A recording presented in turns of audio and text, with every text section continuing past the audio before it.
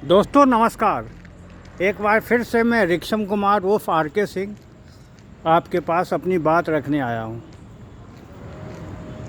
Election पूरे ज़ोरों पे है। सेकेंड फेज़ का नॉमिनेशन भी शायद हो चुका है।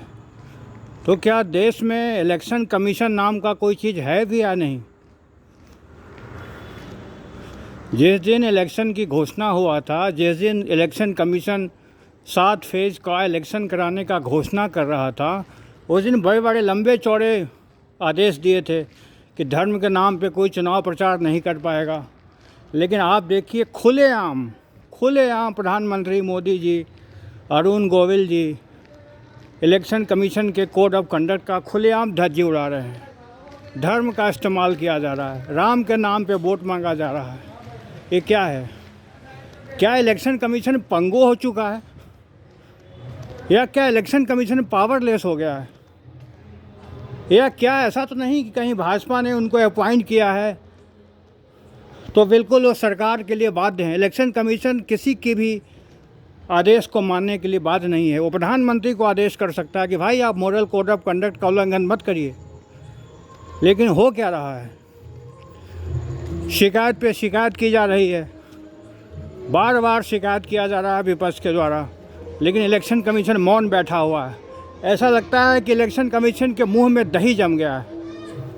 और ऐसा पहली बार इतिहास में हो रहा है कि पूरी संवैधानिक संस्था जो सरकार के नियंत्रण में नहीं है, टी.एन. शेषन ने कहा था कि इलेक्शन कमीशन ऑफ इंडिया नहीं, हम किसी के अंडर में नहीं है। तो क्या इलेक्शन कमीशन एकमात्र दर्शक बन गया है, पंगु बन चुका है?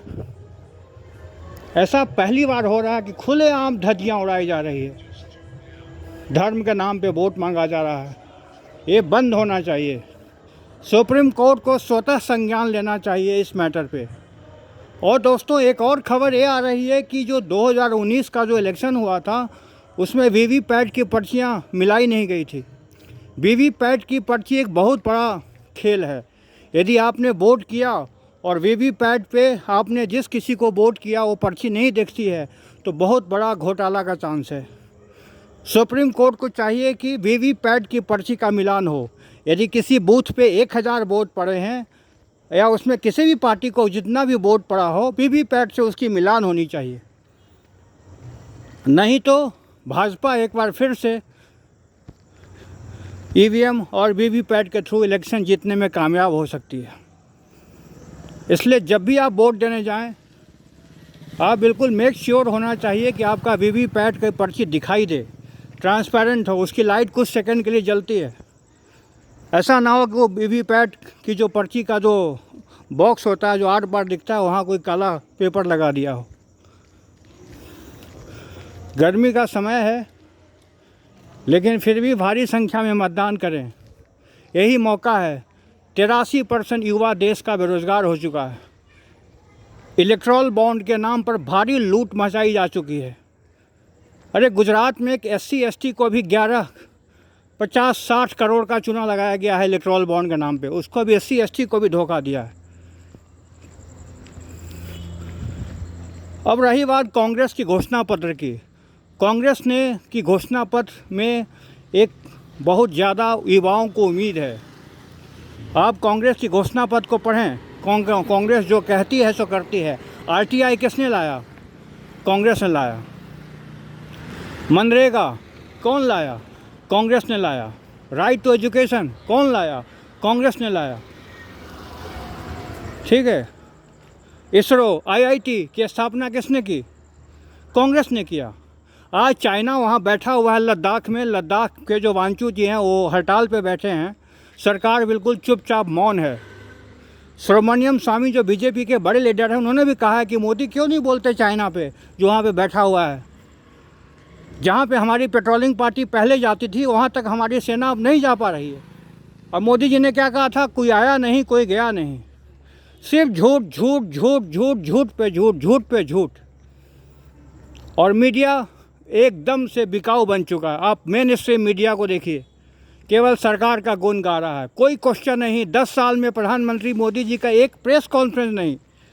मीडिया का सरकार से कोई सवाल नहीं। ऐसा लगता है कि मीडिया जो है सरकार का एक प्रचार तंत्र बन गया है। बहुत सारे यूट्यूब चैनल्स हैं जो सरकार के ख़िलाफ़ बोल रहे हैं, सरकार से सवाल कर रहे हैं। उन चैनलों को, यूट्यूब चैनलों को भी सरकार बंद कर रही है। नेशनल दस्तक एक रिसेंट यूट्यूब चैनल था, बोलता हिंदुस्तान था, उसको बंद किया जा रहा है। क्यों? ये तानाशाही है और देश में तानाशाही नहीं चलेगा। सुप्रीम कोर्ट इसका संज्ञान लेगा और मुझे पूरा विश्वास है कि भारत की जनता इस तानाशाह सरकार को उखाड़ फेंकेगी। अब कांग्रेस की घोषणा पत्र को ध्यान से पढ़ें। बीजेपी ने क्या कहा? कांग्रेस का घोषणा पत्र मुस्लिम लीग है। अरे भाई, मुस्लिम लीग का समर्थन किसने किया? आप इतिहास जाके देखिए। आप किसको बेवकूफ़ बना रहे हो, है ना? मतलब धर्म के नाम पे आ गए। अरे आप बीजेपी को चाहिए कि 10 साल में क्या काम किया वो पब्लिक को बताए। कुछ है कहने को? नहीं, सिवाय हिंदू मुस्लिम के अलावा। अरे राम मंदिर आपने कैसे बनवाया? राम मंदिर का शिलान्यास कांग्रेस के प्रधानमंत्री राजीव गांधी ने करवाया था। ताला किसने खुलवाया? शिलान्यास किसने करवाया? इसमें सुप्रीम कोर्ट का रोल है। तो आप राम के नाम पे वोट मांगना बंद करिए। रोज़गार, महंगाई, गरीबी, इलेक्ट्रॉल, SBI बॉन्ड की लूट, उस पर आप इलेक्शन में भाषण दीजिए। जनता जाग गई है, यूथ जाग गया है। और अभी राजपूतों की इतनी सारी भारी इंसल्ट, तो राजपूत समाज, SC, ST, OBC, ब्राह्मण, भूमिहार, ये सब उखाड़ फेंकेंगे भाजपा को। और हमें उम्मीद है कि बिहार में RJD और कांग्रेस और CPI, CPM इलेक्शन जीतेगा और 15 से 20 सीटें जीतने में कामयाब हो जाएगा। तो दोस्तों, आपसे यही अनुरोध है कि आप एक बार फिर से कांग्रेस की जो गारंटी है, जो कांग्रेस के जो इलेक्शन मैनिफेस्टो है, उसको आप पढ़ें, देखें। युवाओं के लिए बहुत कुछ है। बहुत ही शानदार मैनिफेस्टो कांग्रेस ने बनाया है। ये जुमला मैनिफेस्टो नहीं है, ये कांग्रेस का मैनिफेस्टो है, राहुल गांधी का मैनिफेस्टो है, ये खड़गे जी का मैनिफेस्टो है। यानी खड़गे और राहुल जी का गारंटी है, जो कहा सो करेंगे, झूठ नहीं, जुमला नहीं। और ख़ास करके ये जो सरकार ने जो ED और CBI के नाम पे जो एक्सटॉर्शन एजेंसी चला रखा है कि भाई आप मुझे चंदा दो, मैं तुम्हें धंधा दूंगा। बहुत सारी दवा की कंपनी का दाम आप देखिए, क्योंकि उन लोगों ने काफ़ी चंदा दिया सरकार को। दवा का दाम पहले 100 रुपया था, तो उसका दाम अब हो गया 170 रुपया।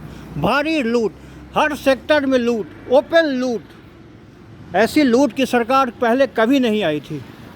तो दोस्तों, आप इस इलेक्शन में वोट करें और जब भी आप वोट करें तो VVPAT की पर्ची को आप स्पष्ट देखें। आप बीजेपी के ये झांसे में ना आए। इलेक्शन कमीशन को संज्ञान लेना चाहिए कि आप धर्म के नाम पे वोट देना के नाम पे आप वोट ना मांगें। Election model code of conduct का फॉलो करें और इलेक्शन कमीशन को जागना चाहिए, अपनी पावर को देखना चाहिए और उनको जो है नोटिस भेज कर इन पर कार्रवाई करनी चाहिए। धन्यवाद।